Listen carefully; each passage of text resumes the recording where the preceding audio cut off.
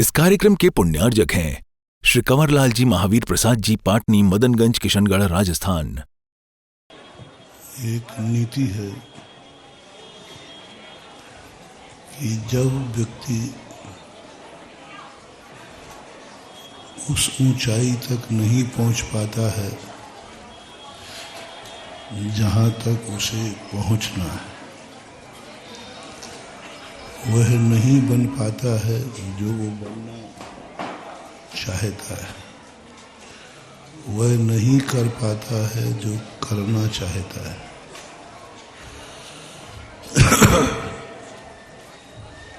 आपने खुद अनुभव किया होगा कि जिंदगी में कितने सारे कार्य हैं तुम करना चाहते हो लेकिन कर नहीं पाते। तुम कुछ सोचना चाहते हो, तभी तुम्हारा मन विराम नहीं ले रहा है। सब कुछ सोचने के बाद भी मन में कुछ ऐसा लगता है कुछ छूट रहा है, कुछ और सोचना बाकी है। विराम लगाने की हिम्मत नहीं हो रही है, निर्णय नहीं कर पा रहे हैं कि मुझे जितना सोचना था सोच लिया, इससे आगे कुछ नहीं सोचना है। विराम नहीं लग रहा है। मन में एक अंदर से आवाज उठती है, अभी विराम मत कर देना, शायद कुछ और सोचने को बाकी है। मन अंदर से आवाज आती है। कोई कितनी कहे कि तुम सोचना बंद करो, बहुत सोच लिया, पता नहीं को अंदर से आवाज आती है, अभी कुछ और सोचना बाकी दिख रहा है। हम सब कुछ देख लेते हैं, फिर भी कोई कहे कि अब तुम देखना बंद करो, तो अंदर से आवाज आती है, अभी नहीं, ऐसा लग रहा है अभी कुछ देखना और बाकी है। ऐसे ही सुनते समय खूब सुन लिया, बहुत सुन लिया, 4 महीने से सुन रहे हो, अब तो बोल दो महाराज अब बहुत सुन लिया है, फिर आके बैठ गए है ना, फिर आके बैठ गए। क्या है, कुछ ऐसा लग रहा है तुम्हें, सुन तो चुका हूं बहुत, लेकिन कुछ लग रहा है कुछ सुनना अभी बाकी है। हम भी सोचते हैं बहुत तो बोल लिया, नहीं बोलेंगे। आज हमने सोचा कि आज प्रवचन नहीं देंगे, खूब तो दे लिए, लेकिन पता नहीं क्यों अंदर से आवाज आती है कि बहुत तो बोल लिया, लेकिन ऐसा लग रहा है कुछ अभी बोलना बाकी है। खूब कर लिया लेकिन लगता है कुछ करना बाकी है। खूब चल लिया, खूब चल लिया, इतना चल लिया, इतना चल लिया, फिर भी पता नहीं अंदर से आवाज आती है कि अभी और कुछ चलना बाकी है। यह जो अंदर की आवाज है यह कभी झूठी नहीं होती है। अंदर की आवाज कभी झूठी नहीं होती है। बस जहां तक तुम्हें सोचना था, देखना था, सुनना था, बोलना था, चलना था, वहां तक के लिए ना धर्म की जरूरत है, ना गुरु की जरूरत है, ना भगवान की जरूरत है, क्योंकि वो तो तुमने सोच लिया, तुम्हें किसी की जरूरत ही नहीं। वो तो तुम जो देख सकते वो देख लिया, जो सुन सकते वो सुन लिया, जो कर सकते थे वो कर लिया। इसके लिए कोई भगवान की जरूरत नहीं, कोई धर्म की जरूरत नहीं, कोई गुरु की जरूरत नहीं। अब जरूरत है उस आवाज की पूर्ति के लिए जो अंदर से आवाज आ रही है, नहीं अभी कुछ और बाकी है। एक अंदर की आवाज उठती है, और कई बार तो ऐसा लगता है जो सोचा है, जो देखा है, जो सुना है, जो बोला है, जो किया है, ये तो कुछ भी नहीं है, अभी सही करना तो बाकी है। ऐसा लगता है, कई बार आभास होता है, इतना सोचने के बाद भी लगता है कि ये तो शायद कुछ भी नहीं, कोई बड़ी चीज होगी। इतना चलने के बाद लगता है कि बहुत नहीं, कभी लगता है कि अभी तो चलना शुरू हुआ ही नहीं। ऐसी आवाज भी अंदर से आती है। आदिनाथ भगवान के पूर्व भाव में जब बहुत बड़ा वज्रनाभि निर्ग्रंथ आदिनाथ के पूर्व भाव का ही जीव था, वज्रनाभि चक्रवर्ती, जब उनके बेटे को मिला राज्य,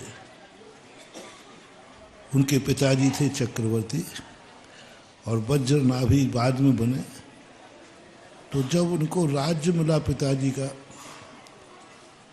तो सबने कहा कि राजा साहब इससे बड़ा कोई राज्य नहीं हो सकता, इससे बड़ा धन दौलत नहीं हो सकता, जो आपके पिताजी ने आपने काम किया इससे बड़ा कोई काम नहीं हो सकता। आदिनाथ का जीव कहता है, मंत्रियों किसी का राज्य इतना बड़ा नहीं है। बोले नहीं साहब, किसी का नहीं, भारत में जितना आपका बड़ा राज्य है। तो आदिनाथ का जीव कहता है, मंत्रियों मुझे कुछ ऐसा लग रहा है ये तो कुछ भी नहीं है, जो हमारे पास नहीं है वो ही सब कुछ है। तुम ये कह रहे हो कि ये सब कुछ है और मेरे अंदर से आवाज आ रही ये तो कुछ भी नहीं है। कितना अंतर आ गया। मंत्री कह रहे हो राजन आपके पास सब कुछ है, और आदिनाथ के जीव की आत्मा की आवाज आ रही कि मुझे ऐसा लग रहा है ये तो कुछ भी नहीं। तुमने सब कुछ देख लिया। वो कहता है आदिनाथ की मुझे ऐसा लग रहा है कि मैंने कुछ देखा ही नहीं, ये तो कुछ भी नहीं दिख रहा है। जो देखने लायक था वो तो मैंने देखा ही नहीं, जो सुनने लायक था वो तो मैंने सुना ही नहीं, जो करने लायक था वो मैंने किया ही नहीं, जो नहीं करने लायक था वो कर रहा। तीन बातें। एक बात आई, जो किया है अभी कुछ बाकी है। दूसरा आसन्न भव्य के अंदर आता है, अभी जितना किया है इससे कई गुना बाकी है अभी करना। तीसरी बात आती है, वस्तुतः ये जो किया है ये करने लायक था ही नहीं, जो करना था वो तो मैंने किया नहीं, जो सोचना था मैंने सोचा ही नहीं, जो देखना था वो देखा ही नहीं, जो नहीं देखना था वो देखता फिरा, जो नहीं सोचना था वो सोचता फिरा, जो सुनना था वो तो सुना ही नहीं, जो नहीं सुनना था वो सुनता रहा, जो बोलना था वो बोला ही नहीं और दुनिया भर की बातें बोलता रहा। जहाँ मुझे जाना था वहाँ तो मैं गया ही नहीं, कहीं अन्यत्र घूमता रहा। ऐसा तीसरे नंबर का जब तुम्हें भाव आ जाए, समझ लेना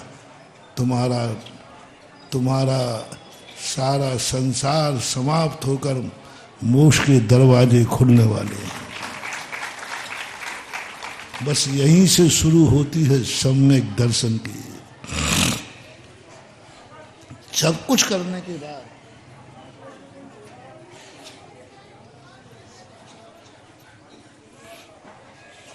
तुमने सब कुछ कर लिया हो, खूब धन दौलत हो, खूब अच्छा परिवार हो, शरीर सब तरफ से अनुकूलता हो, पुण्य के चौपारे बज रहे हो, और उस समय तुम्हारे मन में ये भाव आए कि मुझे डाउट दिख रहा है, जो वैभव है ये सही वैभव नहीं है, वास्तविक वैभव तो हमारे पास है ही नहीं। तुम्हारी बहुत अच्छी आंखें हैं जो सब कुछ देख सकती हैं, यहाँ तक कि बैठे हुए तुम भगवान का दर्शन कर सकते हो सूर्य बिंब में, उसके बावजूद तुम्हें भाव आ जाए, आत्मा से आवाज उठे, हुक उठे, मुझे लग रहा है जो देखना था वो तो अभी मैंने, जो दिख रहा था ये तो कोई मतलब ही नहीं। खूब सुनने के बाद भी अच्छा दिन भर कान खुले ही रहते हैं, जो सुनना था वो तो मैंने सुना ही नहीं। जहां मुझे जाना था दिन भर चल चुका, दिन भर चल चुका। यदि ये अनुभव आ जाए कि बहुत चल चुका हूं, समझ लेना तुम्हारा विकास रुक गया। दो बातें, जब तुम्हारे मन में ये भाव आ जाए हम महाराज मैं बहुत कर चुका हूं, थक गया हूं, बहुत कर लिया, बहुत थक गया, बहुत सब कुछ कर लिया, अब मैं बस बड़ा थक चुका हूं, समझ लेना तुम्हारी जिंदगी का विकास रुक गया। आगे तुम कुछ भी नहीं कर पाओगे, क्योंकि तुम थक चुके हो। और थका हुआ व्यक्ति कुछ नहीं कर पाता। लोग मुझे परेशान करते, महाराज जी आप थक चुके हो। अरे मैंने कही जिस दिन मैं थक जाऊंगा उस दिन दुनिया का क्या होगा।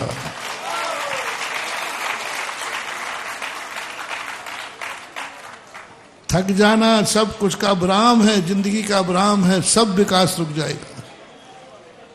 जब जब तुम्हें थकने की अनुभूति हो कि मैं तो बहुत थक गया हूं, समझ लेना कि तुमने बहुत बड़ा अमंगल कर दिया अपने आप में। थक गया हूं, बस रुक गए हो।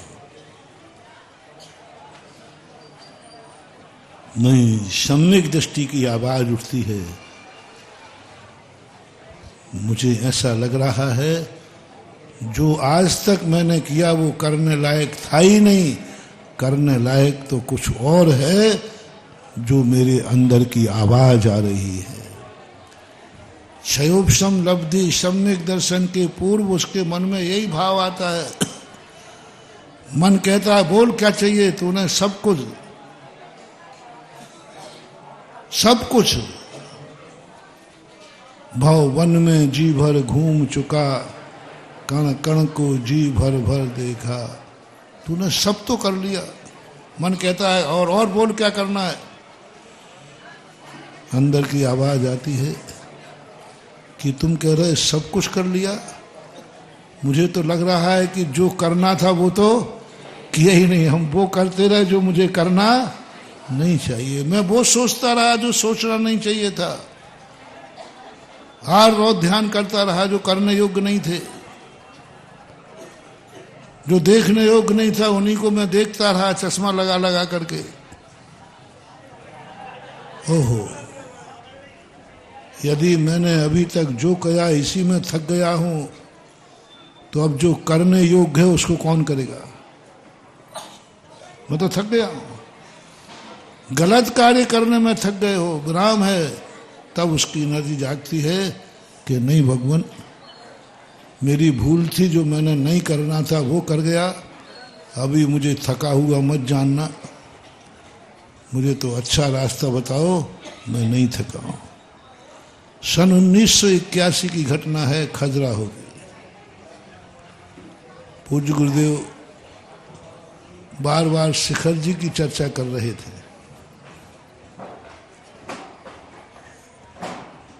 और शिखर जी का नक्शा देख रहे थे, रास्ता पूछ रहे थे। तो हम लोगों को बड़ा मजा आया कि शिखर जी का जाने के लिए वंदना मिलेगी। और हम लोगों ने पूछा महाराज जी इतना लंबा बिहार होगा तो हम लोगों को ये जो किताब वगैरह होती ना, हम तो ये भी छोड़ देंगे। तो आज हाँ हाँ बहुत अच्छा है, छोड़नी चाहिए, बहुत अच्छा है, छोड़ना चाहिए। तो हम लोगों ने धर्म ध्यान दीपिक वगैरह जो किताब होती ना पढ़ने की, वो भी हम लोगों ने 3 लोगों में एक किताब, एक बीच में रख लेंगे, प्रतिक्रमण कर रहे हैं 3 लोग और सब। तो आचार्य श्री से हम लोगों ने कहा, उस समय 12-13 लोग थे, छोटा ही सा संघ था, मुनि महाराज कोई थे नहीं, हम सब हिलक छुल्लक थे, कोई मुनि महाराज नहीं था उस समय, अकेले आचार्य श्री थे सन 1981 में, कोई भी नहीं। हाँ नहीं समय था 80 में बन गए थे, 3 महाराज थे, समय सागर, योग सागर, नियम सागर। अब मतलब कुल मिला के 12-13 लोग थे। तो आचार्य जी को हमने लोग कहा, हम लोगों ने 3 व्यक्तियों में एक किताब रख ली है बिहार में कोई। तो आज हाँ बहुत अच्छा, ऐसे ही करना चाहिए, हमेशा ऐसे ही रखना चाहिए। तो हमने कहा अब तो पक्का, क्योंकि बड़ों के अंदर की बात उगलवाने के लिए अपन खूब दाव पेंच खेलते हैं, जैसे आप लोग हमसे खेलते हो कि कैसे ही इनके मुख से निकल जाए तो अपन को पता, कभी सीधे तो पूछने की हिम्मत है नहीं। तो अब उन्होंने कहा हाँ बहुत अच्छा किया, साथ कम से कम रखना चाहिए, बिहार में उनका अभिनय होता है। तो हम लोग निश्चिंत हो गए कि अब तो शिखर जी पक्का है। और जब बिहार हुआ खजुराहो से, तो शिखर जी का रास्ता चले, तो आचार्य शायद तो भीड़ रहती ही थी। तो हम लोग आज भीड़ में धक्का खाने की अपेक्षा हम लोग दूसरी गली से आगे निकल गए। रास्ता तो अपन को पता है शिखर जी का, रास्ता तो अपन को पता है, सतना वाला रास्ता जाना था। आचार्य श्री भीड़ में धीरे धीरे चल रहे और हम लोग अच्छी स्पीड बढ़ा करके 1 किलोमीटर आगे निकल गए।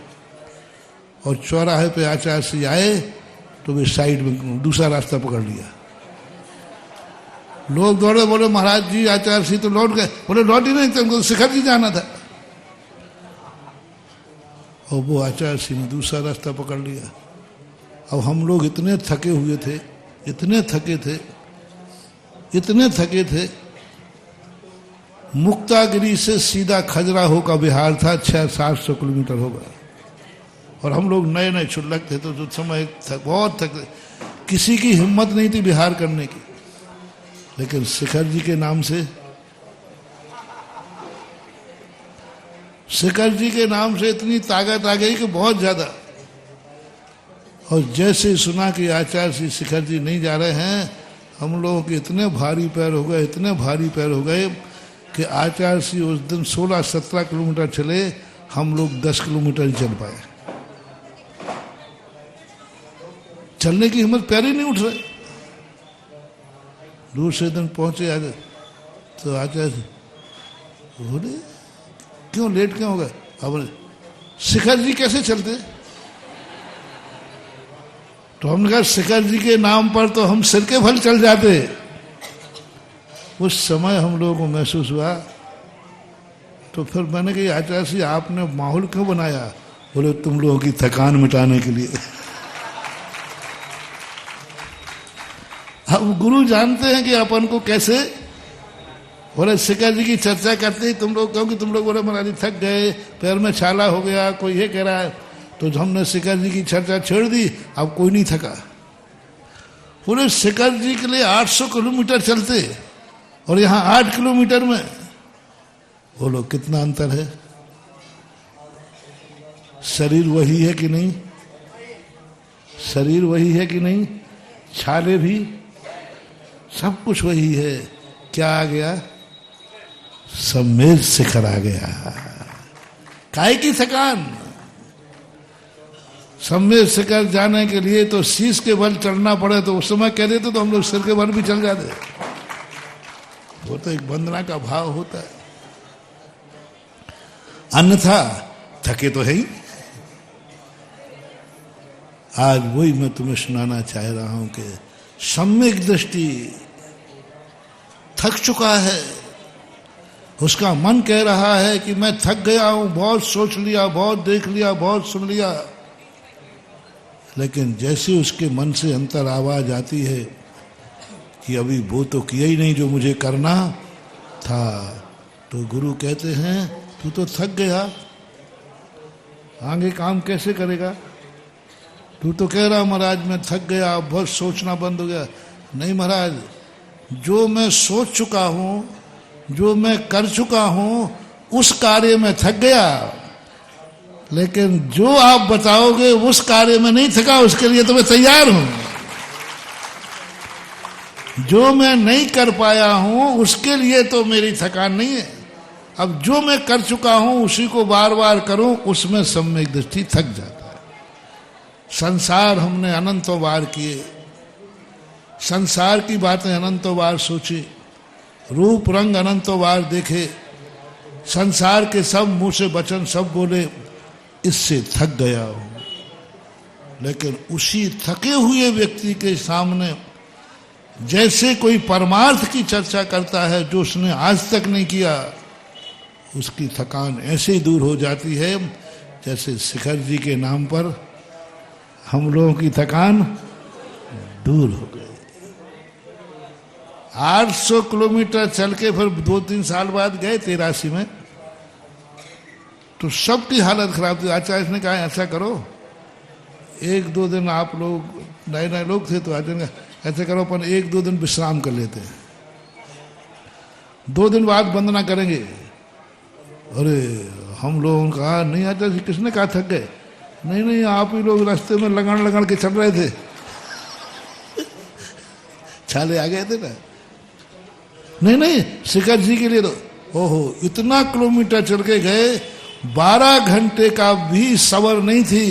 यदि शाम को ही जाने का मौका मिलता तो हम लोग दौड़ लगा सकते थे, इतनी ताकत थी। उसी दिन दोपहर सुबह 10 बजे पहुंचे थे, तो उसी दिन के लिए भी हम लोग तैयार थे कि दोपहर में शिखर जी चढ़ने का मिले तो हम लोगों ने कहा नहीं महाराज, हम लोग कोई नहीं थका। सब ने बोला एकदम, कौन कौन थका है? आचार्य से पूछे कौन कौन थका है?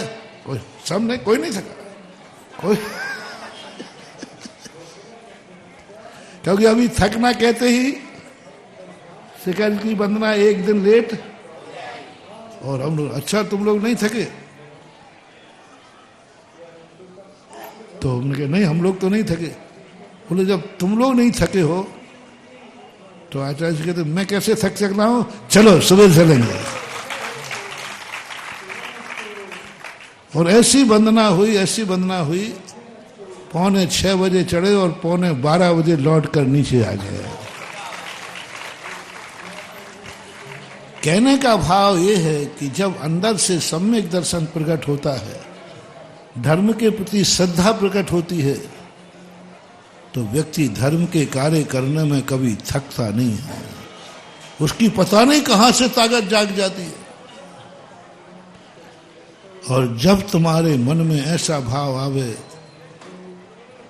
मुझे लग रहा है कि जो मैंने किया है वो करने योग्य नहीं था, जो करने योग्य था वो तो मैंने, बस समझ लेना अब आपको गुरु की जरूरत है, अब आपको भगवान की जरूरत है, आपको शास्त्र की जरूरत है।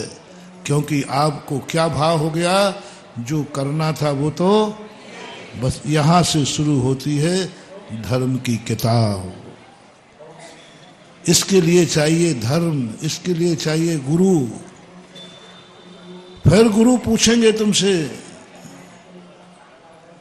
भगवान मैंने ये किया है, क्या इसके अलावा कोई करने योग्य नहीं? तो गुरु कहेंगे तूने आज तक जो किया वो तो करने योग्य था ही नहीं, जो तूने सोचा वो सोचने लायक था ही नहीं, जो तूने देखा वो देखने लायक था ही नहीं, जहां जहां तू चला वो चलने लायक था ही नहीं। बस ये जैसे ही गुरु कहेंगे तो गुरु महाराज अनादि काल से आज तक सब किया हुआ बेकार।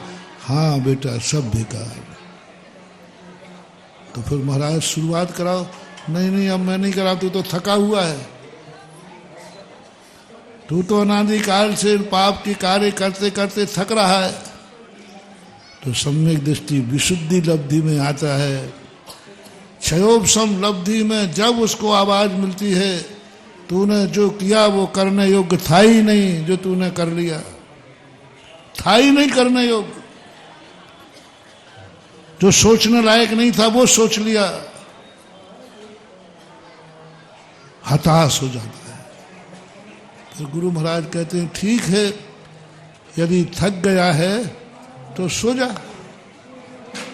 कल देखेंगे। सुन रहे हो ना आप लोग? छत्रमास करके थक तो नहीं गए? अब महाराज थक तो गई हैं। अब क्या है, हमने सोचा था दिवाली के दिन विहार कर दोगे आप तो थुवनी से फिर लौट आए। पंचकर्मा करते करते थक गए। अच्छा अच्छा, एक और बता दो, दान देते देते थक गए?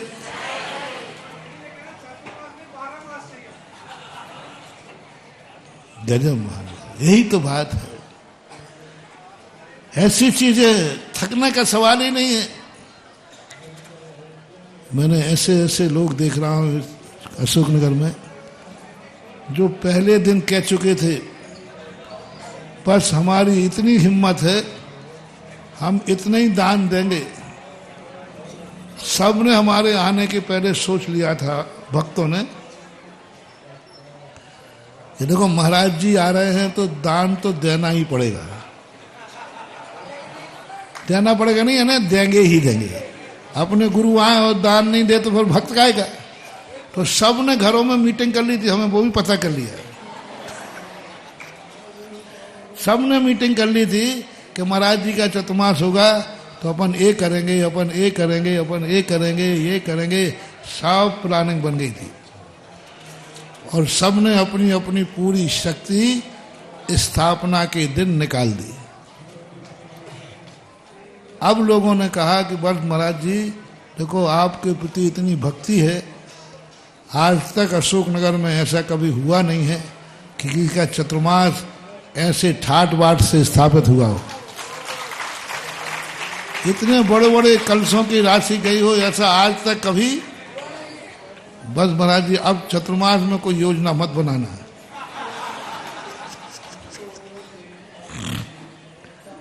अब कोई महाराज जाना मत सोच।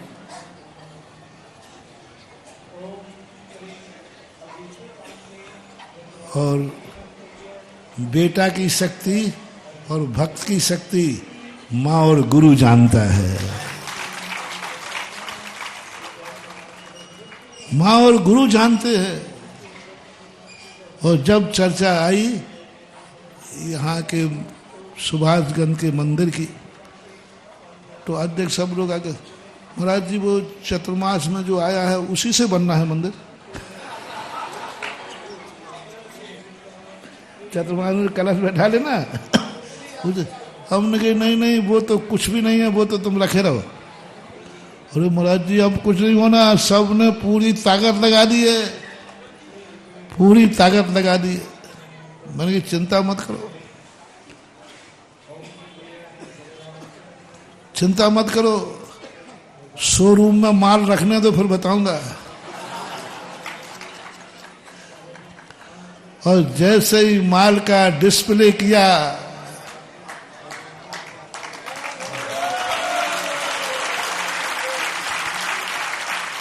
और जैसे ही डिस्प्ले किया वही जो कह चुके थे कि बस इतना ही, उनका जोश इतना बढ़ गया, इतना बढ़ गया कि वो कहते नहीं महाराज अभी नहीं थके। अब महाराज पंच कल्याणक में तो कोई बोलियां फोलियां जाएंगी ही नहीं, क्योंकि आपकी भाषा में क्या है, सब निचुड़ गए। ये शब्द मुझे बहुत बुरा लगता है। और जो ये कहे सब निचुड़ गए तो मैं कहता हूं तुम अपना दान वापस ले जाओ। हमें निचोड़ निचोड़ के तो रस नहीं निकालना है, हमें तो वो रस चाहिए जो उबलता है। आदिनाथ भगवान के समय गन्ने का रस पेला नहीं जाता था, गन्ने का रस अपने आप टपकता था। ऐसा शास्त्रों में आया, गन्ना जैसे पक जाता था उसमें से रस अपने आप टपकता था और लोग लोटे लेकर पीते थे, अपने आप टपकता था। ऋषभ देव ने सबसे पहले उन्हें इक्षु रस पीने के लिए प्रेरणा दी थी।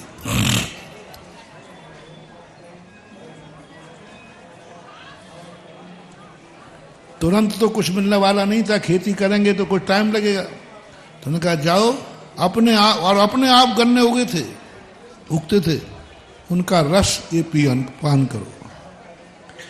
भूख कर पढ़ करके बस उसी दिन से मैंने धारणा बना ली। ऋषभ देव ने कहा कि उन गन्नों को आप लोटा लेके जाइए, उनसे जो रस टपक रहा है उस रस का पान कीजिए। यह रस तुम्हारी समस्त प्यास को शांत करेगा। बस हमारे ये भक्त लोग गन्ने के पेड़ हैं, हम इनको पेल के नहीं निकालते, इनसे निकलता है। फेल कर नहीं निकालना, इनके आपने आप इनके मुख से झरता है, इनके हाथों से निकलता है। और जो अपने आप भक्त के गन्ने से निकलता है वही वास्तविक दान कहलाता है। देख लो पंच कल्याण कैसा ठाठ से हो रहा है। कोई लग रहा है कि लुटे पिटों का पंचकर्णक है?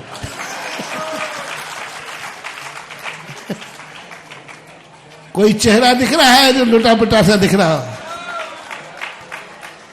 हर चेहरे पर आनंद की ढेर। बात आना चाहिए, वो थक चुका था। लेकिन जैसे महाराज ने कहा कि बेटा थक गए हो तो फिर आगे काहे को बोले? बोले नहीं महाराज, आप तो बताओ जो हमने आज तक नहीं किया। आज तक किया है उसमें मैं थक गया हूं, और जो नहीं किया उसके करने की बारी आएगी तो हमारी थकान दूर हो जाएगी। सम्मेश्वर जी के नाम पर मेरी थकान। जैसे सुभाषगंज मंदिर की बात आई, क्या लोगों ने जी खोल करके एक दिन में ही पूरा सुभाषगंज मंदिर रख दिया, कर दिया। तुम्हारे चतुर्मास कलशों को नहीं छुआ हमारे भक्तों ने, ध्यान रखना। वो तुम्हारा अलग ही चतुर्मास खाता तो अलग है, और सुभाषगंज मंदिर का खाता अलग है। और क्या लोगों ने उत्साह दिया। आज मैं सोच रहा हूं कि इतने अच्छे भगवान आए कैसे। शिल्पी भी वही है, सुधा सागर भी वही, जयपुर भी वही है, अशोकनगर भी वही है। गजब महाराज, गजब। ये इन भक्तों का जो इन भक्तों के गन्ने के रस में से अपने आप जो रस निकला है, उस रस का चमत्कार है। उस शायद कोई नहीं। यही मूर्तियां जो तुमने करोड़ों में बैठा ली, दूसरी जगह लाखों में मिल जाएंगी। और हमारे आने के पहले लोगों ने लिए, बड़े सस्ते में लूटा है। गांव मंदिर की बोलियां देखो जो हमारे आने के पहले ऐसी सस्ती लूटी, ऐसी है। और आज होती तो वो एक आध खोके से कम नहीं जाती।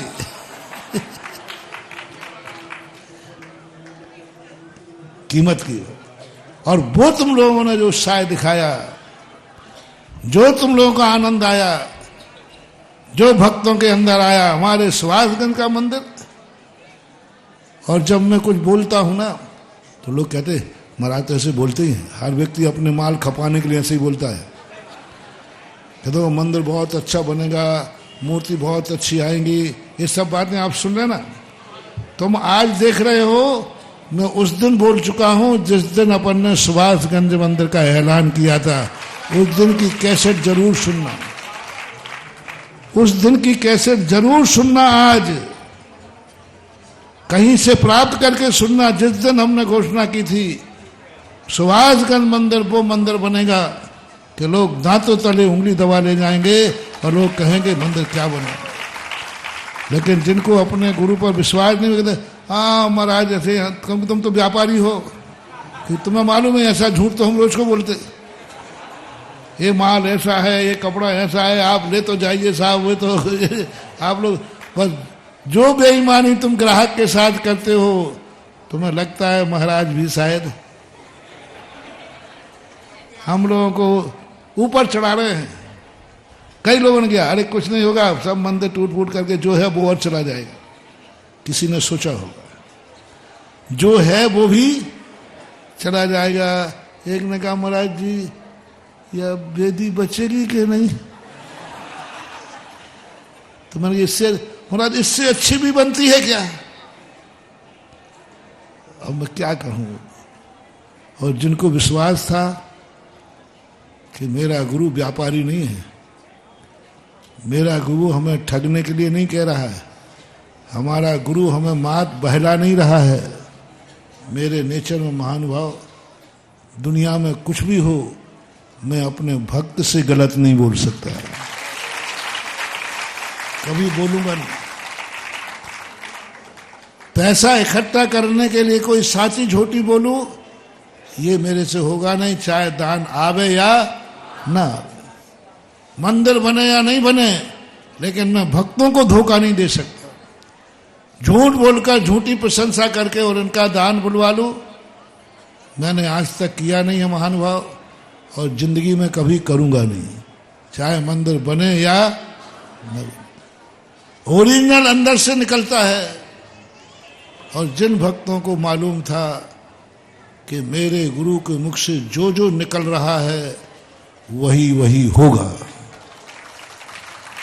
गुरु ने कहा है कि अलौकिक मूर्ति आएगी, गुरु ने कहा है अलौकिक मंदिर बनेगा, तो लोगों ने कहा मेरे गुरु ने कहा है तो बनेगा, कहा है तो बनेगा। मेरे संबंध में तो लोग जानते हैं। एक बार एक व्यक्ति ने कहा, बोले आपके महाराज ने कहा है कि कोई ऐसा ही था स्थान, वो बम से उड़ जाए, उड़ा दो। तो तुम्हारे एमपी के लोग थे, राजस्थान की बात है, हाँ यूपी बुंदेलखंड की बात है। तो उन्होंने कहा तुम्हारे महाराज ने ऐसा, हमारे भक्त से कहा एक से, कि तुम्हारे महाराज ने ऐसा कहा है कि ये स्थान बम से उड़ा दो। तो वो कहता है साहब मेरे महाराज ऐसा कह नहीं सकते। बोले क्या सबूत है? मैं तो वहीं का हूं, मैं तो रोज को प्रवचन सुनता हूं। बोले भैया तुम रोज को सुनते हो, लेकिन मेरे महाराज ऐसा नहीं बोल सकते। बोले तुम्हारे पास सबूत क्या है, तुमने सुना क्या? बोले सुना तो नहीं है, लेकिन मेरे महाराज ऐसा नहीं बोल सकते। बोले सबूत क्या है? बोले बोला होता तो अभी तक।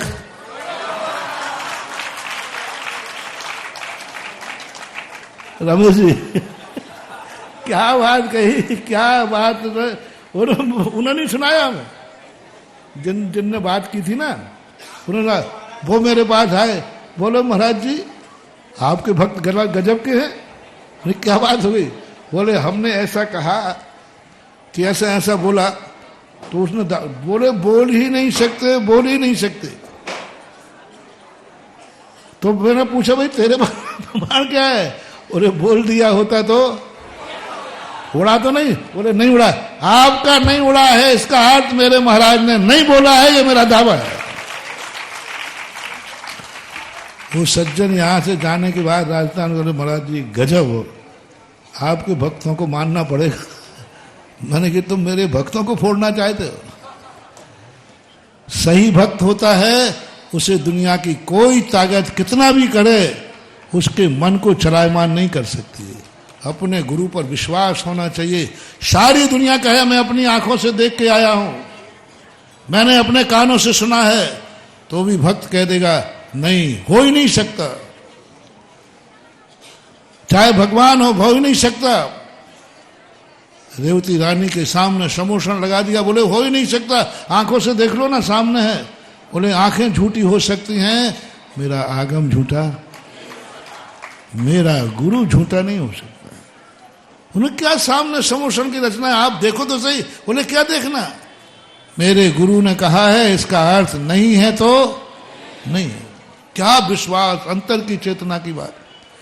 ऐसे ही भक्तों को जिनको विश्वास था कि मेरे गुरु ने कहा है कि सुभाषगंज का मंदिर, सुभाषगंज की मूर्ति आज महानुभाव,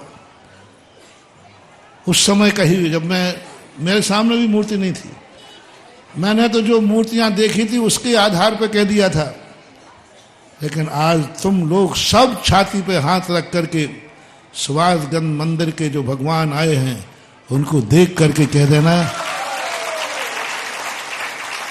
जो कहा था उससे कई गुना। मैं खुद कह रहा हूं, मैं एक बार मूर्ति देखता हूं बस पहचान गई, मैं खुद 4-5 बार उस मूर्ति को देखने गया, पता नहीं क्या है, बार बार लगा उसको देख लूं, बार बार लगा उसको देख लूं। आज तक मैंने बड़ी बड़ी मूर्तियां भी प्रतिष्ठित की, लेकिन जो मूर्ति का रूप आया है महानुभाव, गजब, अद्भुत।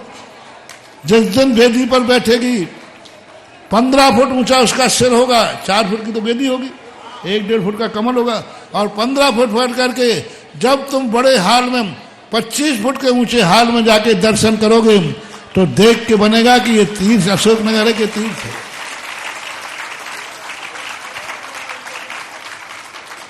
उत्साह और बढ़ गया। अभी मैं त्रिकाल 24 देख के आया। हमने कहा था देखो महानुभाव, विश्वास करो रे, मैं कभी अशोकनगर के किसी भी बच्चे का कभी अहित सोच ही नहीं सकता। दुनिया ही क्या नहीं सोचता तुम्हारा, तो क्या बोलूं? मुझे लगता है कि इसमें तुम्हारा अहित है। मुझे दर्शन करते ही लगा कि जो 24 ही पहले बैठा ली वो ठीक नहीं, जैसे हमने प्रवचन में प्रारंभ में कहा था। जब पता चल जाए तो व्यक्ति अपने आप में हताश हो जाता है। मैंने भक्तों के साथ समय धोखा नहीं किया, मैं कुछ समय जानता ही नहीं था और सामने वाले ने धोखा दे दिया। जिस पिता को पता चल जाए कि मैंने बेटे को जो चीज खाने दी है उसमें जहर है, तो फिर अब दे ही दिया तो खा लेने दो, क्या बात है। तुम तो सब बाप हो रे। बेटा को तुमने परोस दिया, माँ ने तुम्हें परोस दिया, और बाद में पता चला उसमें तो छिपकली गिरी और वो टिफिन लगा के तुमने भेज दिया दुकान पे। अब तुम क्या करोगे? अब भेज दिया, मरे तो मर जाए, अब क्या करोगे? ऐसा करोगे क्या आप? क्या करोगे? जैसे बने तैसे। यदि मुंह में गिलास देवी गया तो मुंह में से छीन लोगे। मान लो तुम पहुंच गए वहां और वो खाने को बैठा था, तो आप क्या करोगे? मुंह में से छीन लोगे, नहीं खाना है। पापा मम्मी आप नहीं दिया था, आप नहीं खाना बेटा इसको।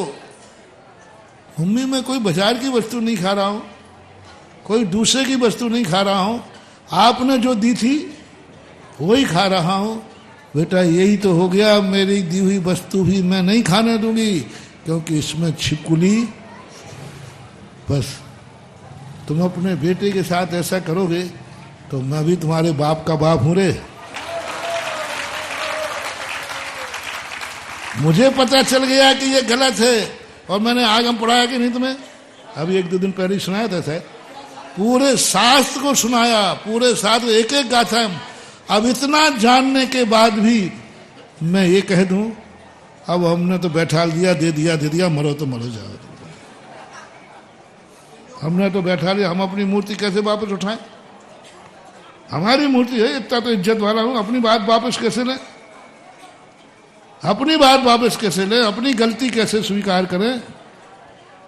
बैठ गया तो बैठ गया, अब यही सही है, यही सही है और हमें मालूम है गलत है। तो पूज्यवर नेमीचंद महाराज ने कहा उसी क्षण तुम मिथ्या दृष्टि हो जाओगे। अनंत संसारी मालूम चलने के बाद भी यदि तुमने बेटे को खाने दिया भोजन, बोलो तुम बाप और माँ हो कि उसके दुश्मन हो। मालूम चलते हुए आपको मालूम चल गया कि इसमें दोष, तो आप बेटे को खाने दोगे या बचाओगे? बस महानुभाव यही मुझे चला कि मैं यहां सब जान गया हूं, सब देख लिया है कि उस समय ऐसी गलती हुई, ऐसा धोखा दिया, ऐसा पेंट कर दिया। आज वो सब साक्षात दिख रहा है। मैं तुम्हारे मुंह में से भी गिलास खींच लूंगा। आप अर्घ लेकर खड़े हैं, आप उसकी पूजा भी कर रहे हैं, तो भी कहना नहीं महाराज इतने साल से हमने उसको पूजा है। तुमने क्या पूजा रे? मैंने भी नमस्तु किया है, मैंने भी नमस्तु किया है। कैसी दुनिया है। महावीर स्वामी के संबंध में आता है कि जब महावीर स्वामी अपनी गलती स्वीकार करके 363 मिथ्या मतों की स्थापना की, जब उनको अनुभव में आया कि मैंने, तो उन्होंने घोषणा की भैया आज तक मैंने जो किया था वो गलत था, अब मैं सही मार्ग पे जा रहा हूं, आ जाओ सब लोग लौटने वाले, आ जाओ सब लोग आ जाओ, मेरी गलती थी साहब, आपने ही तो बताया था कि ये सही है, आपने ही तो बताया था ये सही है। महावीर कहते हाँ मैं नहीं बताया था, लेकिन ये मेरी अज्ञानता थी, मैंने गलत भाव से नहीं बताया, मुझे ज्ञान ही, अब मुझे सही मार्ग मिल गया है। क्या महानुभाव, महावीर स्वामी खुद चिल्ला रहे हैं, मैंने आज तक तुम्हें 363 मतों को, मिथ्या मतों की स्थापना की, मैंने गलत किया, अब मैं सही मार्ग पर जा रहा हूं, आ जाओ। लोग कहते हैं आप नहीं चला, आप सच्चे मार्ग पर जाओ तो जाओ, मैं तो इसी खोटे पे रहूंगा। सच्चे मार्ग पर जाओ, महावीर खुद कह रहे हैं, वो सच्चे मार्ग पर चले गए, लेकिन कुछ ऐसे मिथ्या दृष्टि अनंत संसारी, उन्होंने कहा आप जाओ तो जाओ, लेकिन हम तो यहीं रहेंगे जो आपने पहले चलाया है। वे अनंत संसार में कितने मिथ्या दृष्टि है, महावीर स्वयं कह रहे हैं, जिन्होंने मार्ग बताया था कि ये गलत था, अब मैं सही मार्ग पर जा, लेकिन कई लोग नहीं गए, बैठे रहे, मिथ्यात्म में फंस गए, मिथ्यात्म में फंस गए, और महावीर सुधर करके कहां चले गए, मोक्ष चले गए। यही यहां हुई है कि मैं खुद कह रहा हूं भैया, मैं खुद कह रहा हूं कि ये गलती मूर्तियां हैं, बहुत गलत है, बहुत गलत है, अनर्थकारी हैं, तुम्हारे वंशों के नामों निशान मिटा देंगी, वंश को नहीं रहने देंगी। एक आध तो हालांकि अशोकनगर है, 99.99 है, ये तो मानता है कि गुरु ने कहा है तो कोई ना कोई बात जरूर होगी, नहीं तो अपने स्वयं की प्रतिष्ठित मूर्ति को ही हटा देंगे, स्वयं के द्वारा सूर्य मन दिया। लेकिन मुझे नेमीचंद महाराज की बात याद है, उन्होंने कहा जिस दिन पता चल जाए उसके बाद तुरंत उस भूल को सुधार लेना, अन्यथा अभी तक तो कुछ नहीं बिगड़ा, अब सर्वनाश हो जाएगा। गोमर साहब जीव कांड के अंदर एक गाथा दी, 27 में 28 में नंबर की गाथा पढ़ना। उन्होंने कहा अभी तक कोई बात नहीं, क्योंकि तुम्हें ज्ञान, लेकिन जब मालूम चल गया उसके बाद भी करोगे, उसी दिन से तुम्हारा सर्वनाश शुरू हो जाएगा। अनंत संसारम हिंडदी, अनंत संसार में पड़ेगा।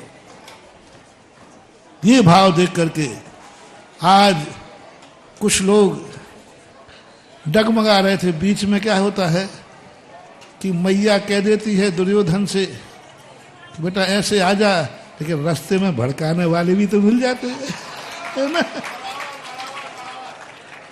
हो जाता ना कई बार।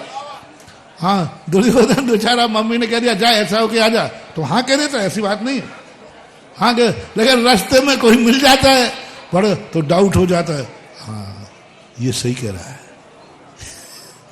ऐसे हमारे भक्त भी कई डगमगा रहे थे।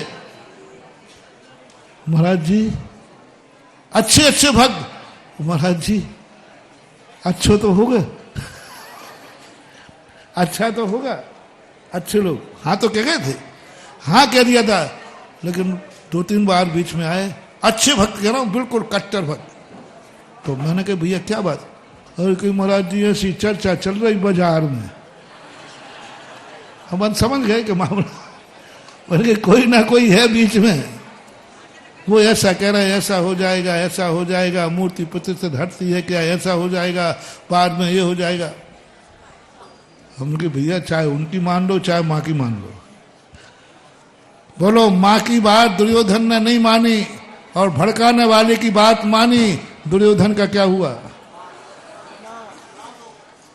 माँ की बात पर संदेह किया, माँ की बात नहीं मानी और भड़ाने वाले की बात मानी, तो देख लो दुर्योधन का क्या हश्र हुआ कि माँ की मेहनत भी बेकार हो गई। माँ की क्या शक्ति थी कि हम आंख को बंद करेंगे, उसका भी नियम टूटा और बेटे को भी मरना पड़ा। सुन रहे हो रे दुर्योधनो, अब क्या करे बताओ, क्या में ऐसा आ जाता है। क्या माँ कितनी मेहनत, जिंदगी भर की साधना दांव पर लगा रही है माँ। जिसने नियम किया था कि मैं जिंदगी में कभी आंख की पट्टी, वो बेटे के लिए अपना नियम तोड़ने को तैयार, वो अपनी सौगंध तोड़ने को तैयार, तो भी उसको विश्वास नहीं हुआ। और एक रास्ते में भड़काने वाले की बात में आकर के, जो नहीं मालूम कि वो हमारे लिए युद्ध में प्रतिपक्ष में है, प्रतिपक्षी है, तो भी सब लोग आ जाते भड़काने वालों की बात, क्योंकि भड़काने वाला बहुत होशियार होता है।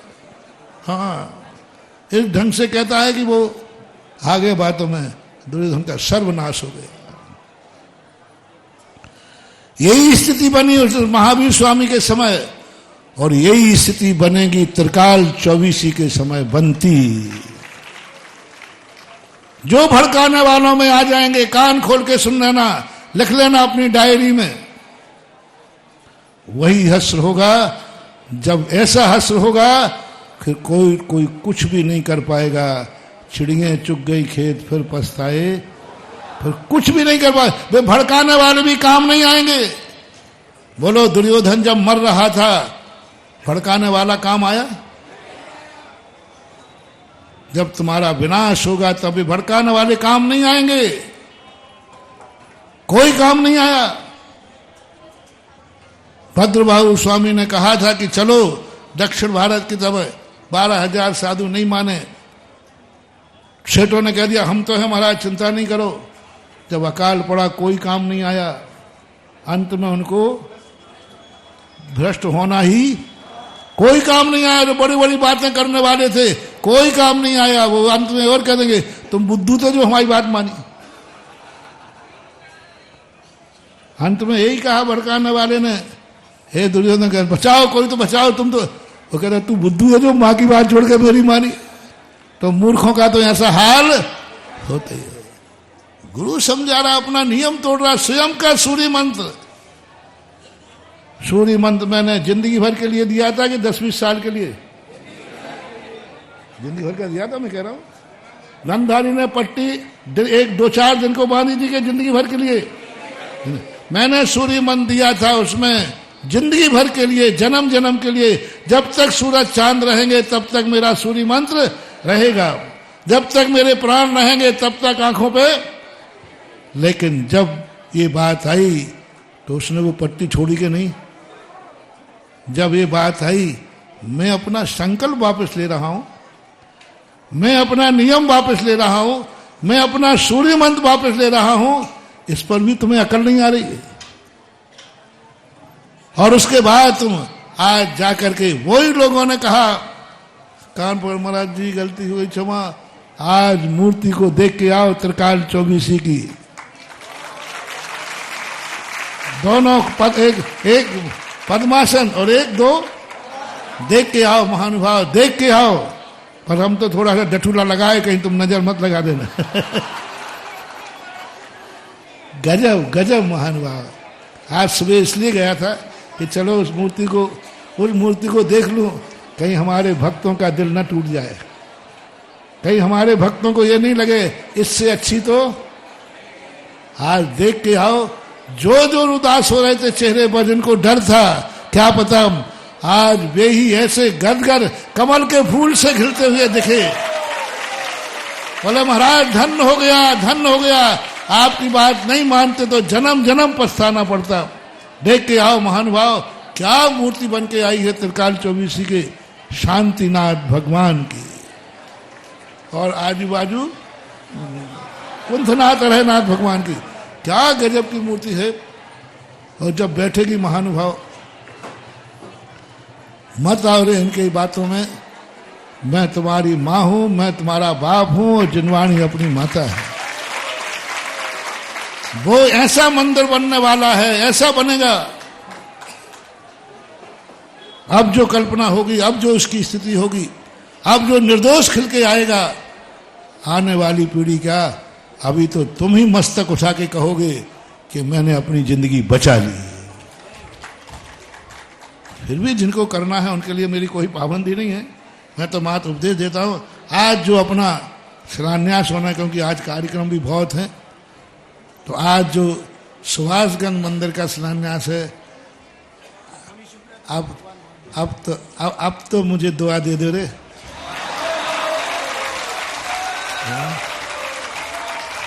चलो ठीक है, अभी मंदिर नहीं बना, ठीक है मंदिर नहीं बना, लेकिन दूल्हा तो आ गया। मंदिर नहीं बना तो ठीक है, लेकिन भगवान की मूर्ति तो आ गई कि नहीं। अब सोचो, मूर्ति ऐसी है तो मंदिर कैसा होगा। तेरी प्रतिमा इतनी सुंदर, तू कितना सुंदर। देखो मूर्तियों का, क्या मूर्तियां खिल के आई। ये श्रेय हम सब उन समर्पित भक्तों को श्रेय देता हूं, जिन्होंने मेरी बात को विश्वास करके कहा कि महाराज ने कहा है तो ये अलौकिक चीज इन्होंने ना महंगा देखा ना सस्ता देखा। यही मूर्तियां ना 2-2, 5-5 लाख की मिल जाती, महाराज नहीं होते। और मेरे सामने वही मूर्तियां करोड़ों करोड़ रुपया दे करके दी है कि नहीं, करोड़ों करोड़ रुपया दे करके दी है। आज जो उनका समर्पण है, वह समर्पण का चमत्कार है कि ऐसी अलौकिक मूर्तियां चले अपन आप भगवान के योग्य अपन मंदिर बनाएंगे। जैसी मूर्ति आई है वैसा ही मंदिर बनेगा। महावीर भगवान की जय। बोले तीज चक्रवर्ती। दोपहर में फिर अपना पिछिका परिवर्तन का कार्यक्रम है। कार्यक्रम बहुत व्यस्त है।